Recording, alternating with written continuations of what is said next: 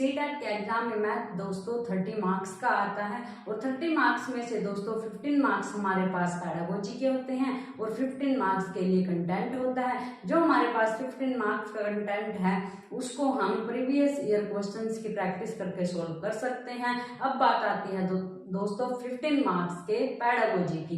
जो हमारे पास मैथ्स की पैडागोजी है दोस्तों, ये हमारे पास जो 4 टॉपिक्स हैं वो मैथ की पैडागोजी को आराम से कवर कर लेते हैं। तो मैथ्स की पैडागोजी के 15 मार्क्स के लिए दोस्तों आपको सिर्फ ये टॉपिक्स अच्छे से रिवाइज करने हैं और इन्हीं टॉपिक्स के दोस्तों प्रीवियस ईयर क्वेश्चंस सोल्व करने हैं। तो देखो दोस्तों कौन कौन से टॉपिक हैं जो मैथ्स पैडागोजी के लिए मोस्ट इंपोर्टेंट है। Nature of mathematics. Nature of mathematics एक ऐसा कॉन्सेप्ट है जो मैथ पैडागोजी के लिए मोस्ट इंपोर्टेंट है। इसके बाद है दोस्तों टीचिंग लर्निंग मटेरियल।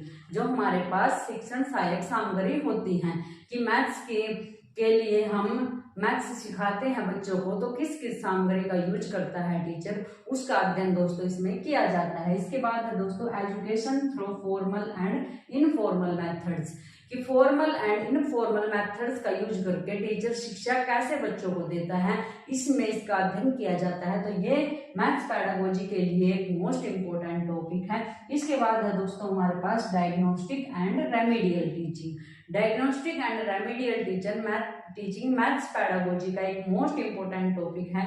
इसमें बच्चे की बहुत कठिनाइयां देखी जाती है कि बच्चे को कहाँ प्रॉब्लम आ रही है और फिर उन प्रॉब्लम को कैसे सोल्व किया जाता है। तो ये दोस्तों हमारे पास मैथ्स पैडागोजी के मोस्ट इंपोर्टेंट 4 टॉपिक्स हैं जिनको करके आप मैथ्स पैडागोजी के अपने 15 क्वेश्चंस आराम से कवर कर सकते हो। इसके लिए दोस्तों आपको ये कंसेप्ट अच्छे से समझने हैं और इन्हीं के प्रीवियस ईयर क्वेश्चंस की प्रैक्टिस करनी है।